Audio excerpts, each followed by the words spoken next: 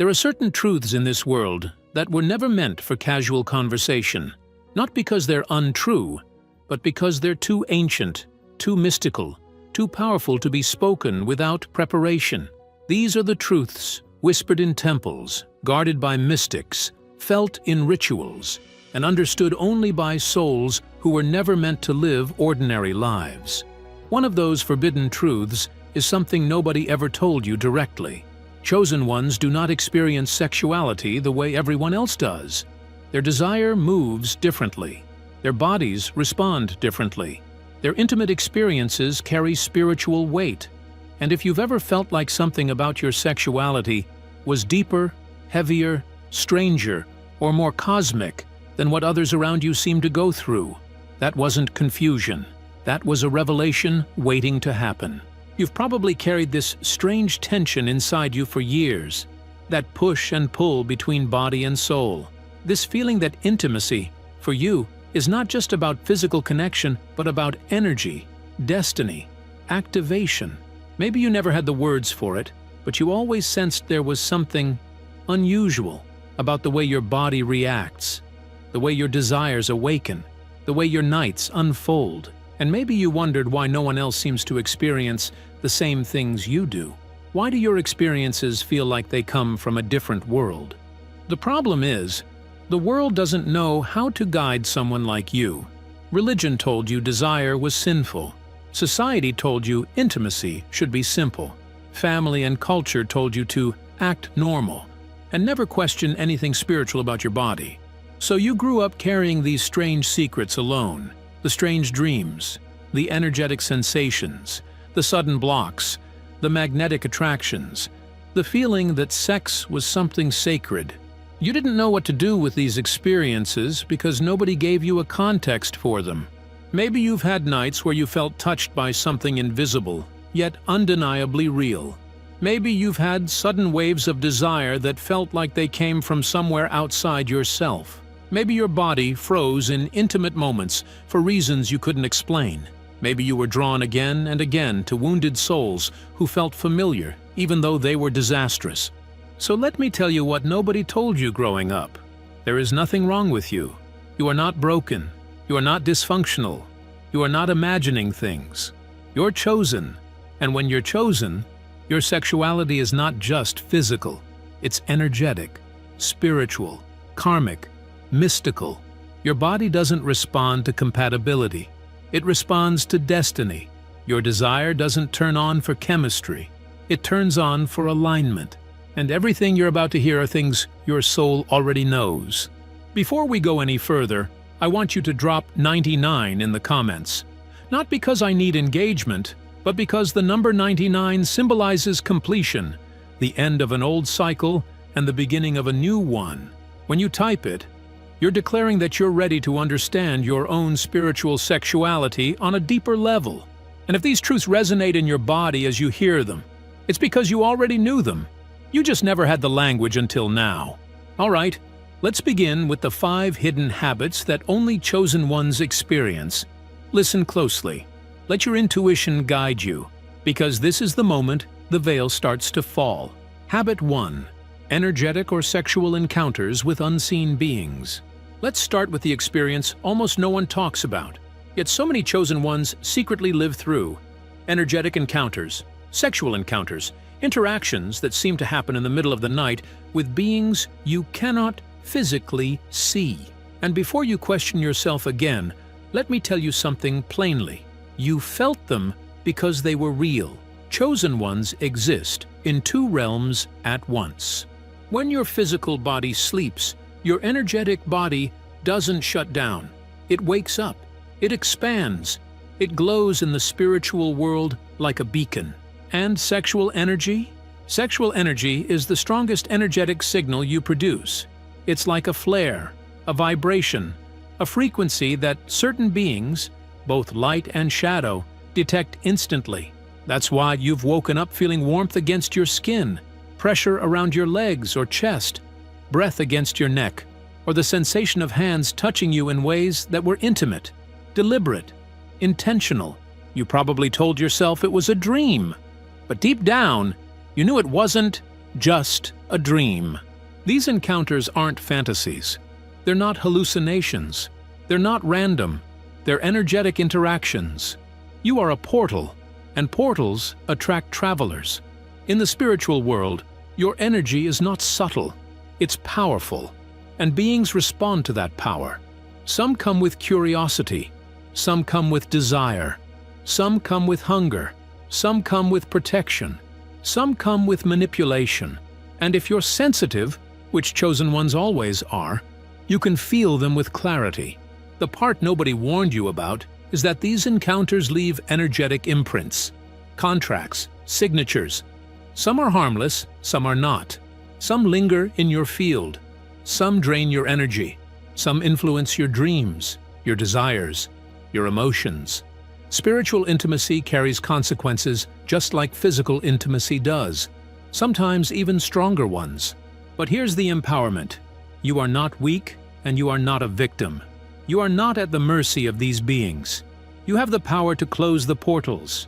You have the authority to command your energy. You can shield your field. You can block entities. You can declare spiritual boundaries and enforce them. Your sensitivity is not a flaw. It's a weapon. But the interesting thing is, while some chosen ones experience intense energetic encounters, others experience their exact opposite, absolute silence. Not because they're disconnected, but because their soul has placed them under a kind of spiritual quarantine. And that leads us to the second hidden habit. Habit 2. The silent abstinence imposed by the soul. Now let's talk about something almost every chosen one has experienced at least once, and misunderstood every single time it happened. There are moments when your mind wants someone. Your heart wants someone. Your emotions feel drawn to them. You feel desire, curiosity, attraction. Everything in you is leaning forward, and then suddenly your body freezes. You shut down. You lose interest. Everything inside you goes quiet, still, disconnected. And no matter how much you want to want them, you just can't. Your body refuses to cooperate, and naturally, you blame yourself. You think something is wrong with you. You start spiraling into questions like, am I broken? Is there something wrong with my desire? Why does this keep happening? But let me tell you something with absolute clarity. This is not dysfunction. This is soul intervention. Chosen ones experience what I call soul-imposed abstinence, a kind of spiritual lockdown where your higher self steps in and blocks you from intimate connections that would harm you, drain you, or derail your calling. See, your body listens to your soul, and your soul has access to information you don't. Your soul can see the person's unresolved wounds, their attachments, their karmic ties, their intentions, their shadows, their trauma, their agendas, the things your physical senses cannot detect. And if your soul decides that entering intimacy with someone will cost you more than it will give you, it simply shuts the door. Your body stops responding. Your desire goes dormant. You become numb, cold, uninterested. Not because you're scared, but because you're protected. This is what I call energetic gestation, a sacred recalibration period where your soul is aligning you for something greater than temporary pleasure. Chosen ones are not built for casual intimacy. Their energy is too valuable, too potent, too activating. When a chosen one opens their field, they don't just connect. They transfer energy. They awaken things in others. They heal. They break generational patterns. They absorb emotions. Intimacy with a chosen one is never casual for the other person, so it cannot be casual for the chosen one either. This is why your body blocks you sometimes. It knows what your heart doesn't want to admit. It knows what your mind can't see yet. It's saving you from bonds that would tether you to people you were never meant to be spiritually linked to. People who cannot hold your energy. People who would feed off your healing and give nothing back. And the silence you feel during these periods isn't punishment. It's preparation. Your soul is clearing your energy, stabilizing your field, repairing your heart, refining your intuition, and positioning you for unions that are sacred, not draining. This abstinence is not emptiness. It's incubation. You are being prepared for a connection that matches your frequency, not your loneliness.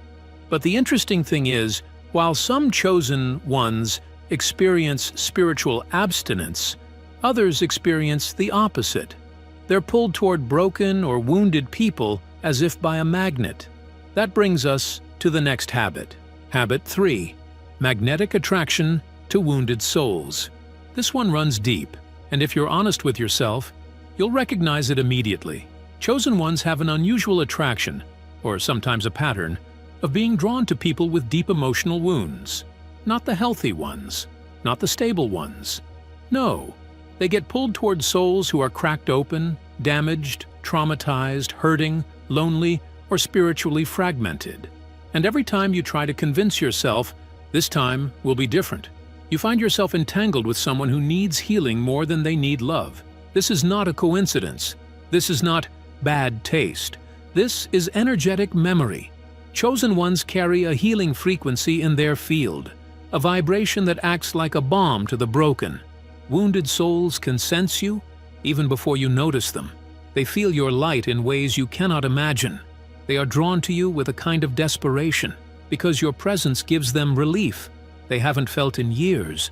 You soothe their chaos. You calm their storms. Your energy gives them spiritual oxygen that no therapist, no partner, no friend ever could. But here's the danger, and it's a danger every chosen one learns the hard way. You don't just love deeply, you heal deeply. And because you heal deeply, you also get drained deeply. When a chosen one becomes intimate with a wounded soul, the intimacy becomes a transfer of energy. You start absorbing their pain. You feel their trauma in your body. You start carrying wounds that were never yours. You get exhausted, depleted, confused, or emotionally heavy. Their darkness bleeds into your light, and you start dimming without realizing it. You lose pieces of yourself trying to fill the holes in them. This is why chosen ones often leave these relationships feeling more broken than the person they were trying to save. Because you were never meant to heal someone through intimacy. You were never meant to fix someone by loving them harder. You were never meant to be someone's emotional medicine or spiritual bandage. That's not love, that's self-sacrifice. And chosen ones are not meant to self-sacrifice. They're meant to guide, to awaken, to elevate, not to drown with those who refuse to swim. The lesson hidden in this habit is simple but life-changing. You cannot heal yourself by healing someone else. You cannot repair your wounds by pouring into another person. You cannot save someone without losing parts of yourself, unless that connection is divinely aligned. And once a chosen one learns this lesson, something shifts. Sex stops being a wound or a pattern. It becomes a ritual, a tool, a spiritual technology. And that takes us directly to the next habit. Habit 4.